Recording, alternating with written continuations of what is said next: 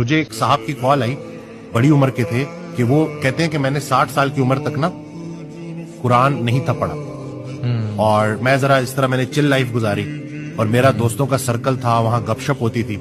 تو ایک دن کیا ہوا کہ میں دوستوں میں بیٹھا ہوا اور میں نے میرا سننا بند ہو گیا اور مجھے کچھ سنائی نہیں دے رہا. تو میں اب مجھے اپنا آپ ایسے لگے کہ جیسے میری دنیا ختم ہو گئی ہے، کیونکہ وہ دوستوں کی محفل تھی، اب اس میں مجھے ان کی باتیں نہیں سنائی دے رہی. تو کہتے ہیں کہ میرے پاس پیسہ بڑا تھا، تو میں جب ڈاکٹر کے پاس گیا، ڈاکٹر نے مجھے لا علاج ڈکلیئر کر دیا. جب انسان اس پوزیشن میں پہنچتا ہے تو پھر اس کو اللہ یاد آتا ہے. کہتے ہیں میں نے قرآن ترجمے سے پڑھنا شروع کیا، اور پڑھتے پڑھتے پڑھتے میں اس میں اتنا انوالو ہو گیا کہ کچھ ہی عرصے بعد میری ہیئرنگ واپس آ گئی. واہ. اور خود بخود واپس آ گئی.